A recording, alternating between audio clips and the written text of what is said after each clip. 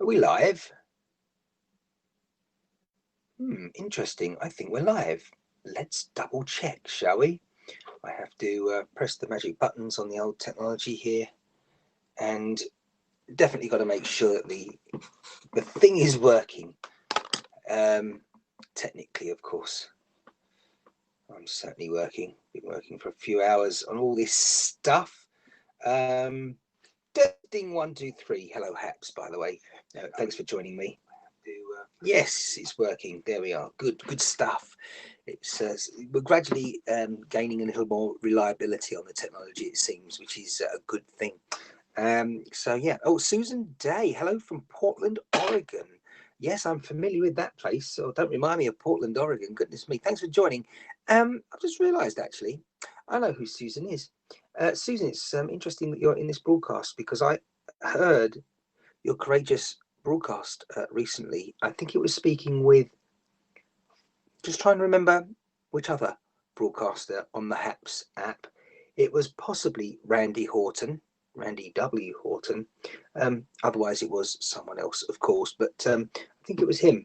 But it was a very meaningful broadcast, if that's not a wrong word to use. It was a moment where anyone listening, watching, needed to pause for a moment and just understand what you were saying, not just hear it, but actually listen regarding your backstory, your past, and what you've had to endure. And I'm very close to someone in the UK where I'm based at the moment who has, I don't think, had a dissimilar original few years, handful of decades actually, on planet Earth. But it's not easy. Oh, Amanda Williams has joined us saying hello as well.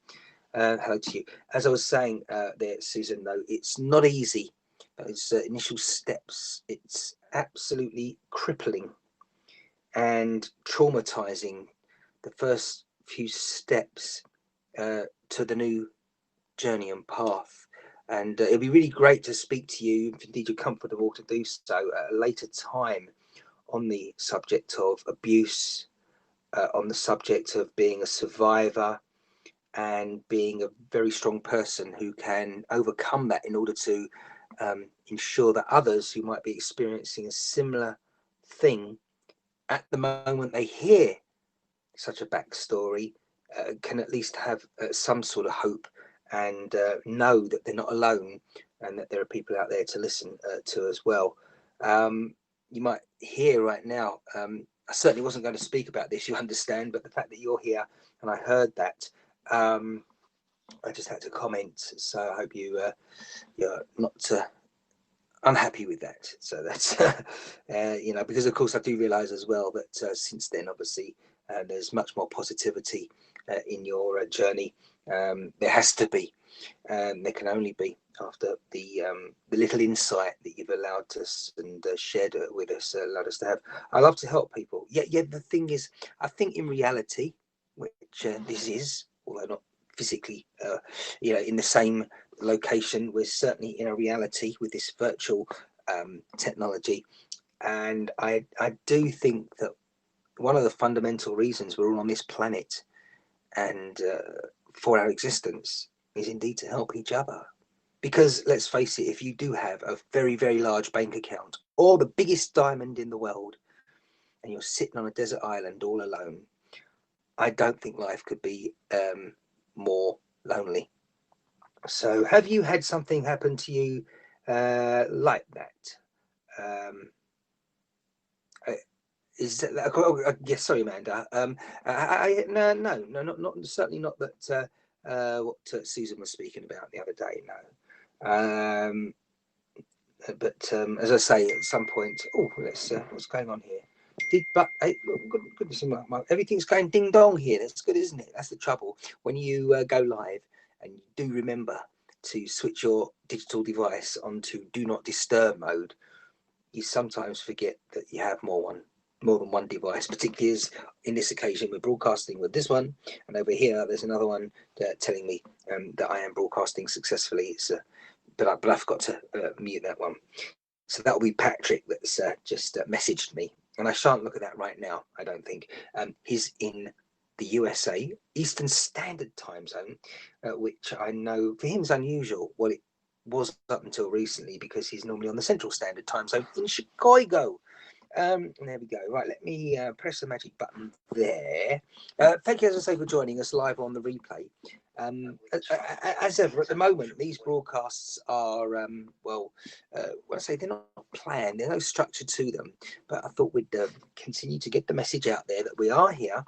Generally speaking, up until this point, recently, 11 p.m. London time. That's when we went live here on this broadcast. Of course, you could be watching any time in the future on the replay on an island in the Pacific, and it might be afternoon, sun's blazing, summertime with your pina colada. So who knows? I agree with that, says Susan Day. Okay, yeah, I think the latter part of what I was saying, etc., etc. But yes, the more we speak about these sort of things, I mean, what I actually find, just going back to the way people are treated and the way we are educated, brought up, raised from children to adulthood, it wouldn't hurt, would it, if while you're at school and having to endure the the education system that is bestowed upon us until we are no longer minors, I think it wouldn't hurt if we had in the curriculum some sort of focus on this type of education and learning, that people must know that they shouldn't be afraid to express themselves verbally, certainly, in any way, and they should certainly talk about things not just good, also bad, because let's face it, when you're at school these days, we used to have something called Sports Day in the UK, and I'm not sure what it's called anywhere else, but certainly that's what it's referred to in the United Kingdom of Great Britain and Northern Ireland. And Sports Day, it was all about winning and trying to win that race around the circuit. Yeah, and your parents or parent or guardian or friends would be watching you to support you on that day, usually in the summertime. But very, very quickly, the idea of winning changed, certainly emphasis, and it became a case of emphasis on taking part and being part of the event, which is great. But let's face it, when you're older, you very much realise when you have a job interview that it's actually about the winning, because there's only one job vacancy on that particular occasion, and if you don't win it and secure it and convince people that you're the one for the job, it's as good as not going for the interview in the first place. Although that said, of course, the experience is always good and you learn from it, but and you're in no better position in terms of income and ultimately what you're trying to achieve. So really it is about the winning. It's a bit like, dare I mention it at the moment, the presidential election, goodness me. And the incumbent at the moment, it's like a war zone there in Washington, D.C. The least we say about that at the moment, the better, only because it's being spoken about everywhere else. But as I'm saying, it wouldn't hurt for more everyday and reality topics to be taught to us when we're children at school. And there's nothing wrong to remind minors, children, that in life you're not always a winner, but you mustn't stop trying. I think that's probably very key, that point. But it's almost like our teachers and our carers, guardians, parents, friends even are afraid that they might give us the wrong message by saying such things. Well, no, if you're careful, I mean, it's not rocket science, Dan. I understood it often by, well, not necessarily learning at school, as I say, just in real life. But as I say, you're not always a winner. You can try as much as you like, but you're not. And even if you are a winner, eventually, if you're not as authentic as you try to make out, if indeed you are trying to make out because it's not the real you, you will be found out. You can run, but you can't hide. A bit like the craziness that's going on up here at the moment with the, the mentioned earlier on, Donald Trump, president of the USA. Suddenly people are realizing how crazy he is. Don't want to get too political here. You might like the man for some reason, but right now, I think he's getting a little out of control. A lot of people are suggesting. Amanda says, that sounds amazing. Sunbeds, bathing suits, relaxing in the sun with a glass of poor wins with the right people around you. Right. I have to read that again in just a moment, I think, because that's like a supercalifragilisticexpialidocious. Such a long sentence. Anyway, everyone, what's been happening here today in England for me? I've had a really productive day, although it has been a bit of a short day. I've actually got a really bad, one of those intense headaches. I know it's from eye strain on the computer and digital devices. I think if I remember rightly, it was there a little bit yesterday, which of course was Thursday. It's now, Wednesday. I suppose it depends where you've been watching this, etc. But as I speak now, yesterday for me was Wednesday, today's Thursday. But you know something? I was up all day Wednesday, yesterday, but I didn't go to sleep until 7 a.m., just before 7 a.m. Thursday morning, this morning. Why? Because I was involved once again trying to sort out a lot of technicalities here, all to do with this sort of stuff, actually, broadcasting, live streaming, and live video production online. And I was working on this last week and didn't get too much further in terms of solving any issues that I was experiencing with the technology. And then I decided, as I was working into the night, Wednesday night, yesterday, I thought, no, I've got to keep going here. I've got to carry on. I didn't feel like I was getting anywhere, but I did manage to in the end, because I worked all through the night. And then I said, right, enough's enough now. And so at 6:45ish, I was already heading for Z's and a bit of rest. And as I say, 6:45, 7 o'clock-ish, I was asleep then. And then I woke up a little bit too early, because although it was late in the day, technically on Thursday, it was something like 2:30, 3 o'clock p.m. It wasn't, in the bigger picture, anything wrong with that, because I'd gone to sleep 8 hours before, and that's really what I need these days, a good 8 hours sleep. I'm very, very I question people that need half of that. Some people need about 4 or 5 hours sleep. Crazy stuff. But anyway, so I woke up, had to rush out quickly for a couple of errands at the local shops and post office, and then I head back here and continue working on the old technical stuff. And finally, about 3 or 4 hours later, I've resolved the problems that I've been trying to deal with here with the technical stuff. I wish this was one of them. I can see this is flashing again, this broadcast. As I'm talking, the picture's going a big, quick flash of black on the screen. Not ideal. I have a feeling it's my particular app on this device. And I'm not going to uninstall it and reinstall it. I'm eagerly waiting an update, because there's plenty of other bugs that I think they're hopefully working on apps, a HAP even. HAP? That's them. You know what I mean. Mark Goldberg, you're the man. That's what I'm talking about. Yeah, you and Pablo, and who else? Drew, and I almost forgot Mr. Seattle's name, Peter, as well. Oh, thank you for the award. Oh wow, thank you for the Red Gem Award. From Amanda Williams. You're a red gem yourself, Martin. I'm very intrigued. So am I. So where were we? Yes, I've resolved the technical problems, which are ultimately about a stable internet connection wherever I happen to be when I'm working on a project. I want to make sure that we have a good signal that can bring you a quality picture and audio wherever I happen to be broadcasting from. And that's going to be possible now, so I'm happy about that. Oh yes, and hopefully you will be too when you see the results. The results should certainly be better than the broadcast approximately, was it 24 hours ago? Just over, about 30 hours ago, something like that, when I was out and about for my first broadcast on HAPS, bringing you the sights and sounds of a little country park not far from where I currently am. Anyway, that's all that.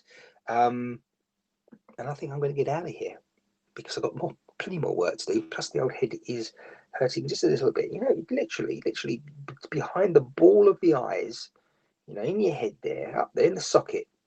It's almost like a bit of stress, tension, whatever you want to call it. But it's definitely because I've been working in front of the computer for plenty of hours. Today and yesterday in previously. So rest time for me. And then, of course, in around about 16 hours, I will be speaking with Jimmy Heaven live. He'll be broadcasting from Japan, as he always does at the moment, every week, talking with me and telling us how things are over there in the Pacific region. So do join us there. That's Jimmy Heaven and myself, Martin Shine, on Shinecast. I'll probably go live here first to let you know, and as a reminder, of course, a lot of people aren't watching on this particular app that I'm broadcasting on, because this app, one of the key features is that we broadcast on the HAPS app, which a lot of people have started using recently, towards the end of 2020 and now into 2021. And we have the option of ensuring that the broadcast is also fed out to other social media channels such as Facebook, which this is, Twitter, which this is, Periscope, which it is until Periscope says goodbye forever in spring, only a few weeks' time in 2021. And then, of course, YouTube. I understand that the YouTube broadcasts are up and running again, and that's really where the picture quality, I would suggest, if anywhere, it should be pretty decent. Certainly with this new technology that we're going to start implementing, that I've been working on and trying to resolve issues with recently.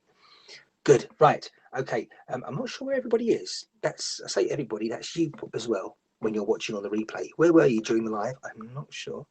I'm looking at the comments. They've stopped now. That's always concerning, that, because you think to yourself, are they stopped for a reason, on purpose? Is it possibly because the technology has stopped working? That does happen from time to time. We keep broadcasting, but the comments freeze for some reason. I wonder. Anyhow, look after yourselves, people.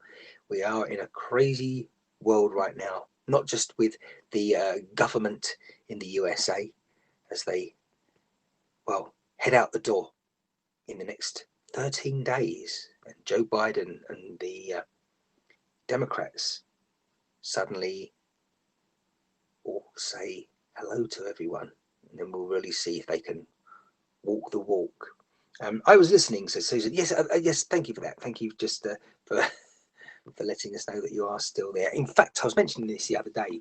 It would be really good for broadcasters and for fellow people using the app if we could see. We always see when someone's appeared in certain apps. For example, Periscope. When someone joins, it tells you automatically person ABC has joined the broadcast, but it doesn't tell you in any way that they're still there or if they've left the broadcast at any time. And that would be very useful, not just for a broadcaster, but for the users as well, when they're asking questions and all that sort of thing. So it'd be really good to know, by having some sort of maybe an indicator there. Certainly when someone's had a chat as well, made a comment in chat, if the comment has a little dot next to it, for example in green if you're still actively watching after you made the comment, and red, for example, a little dot or something if you've made a comment but you're no longer in the broadcast, that would be very useful for a lot of, certainly for a good number of reasons.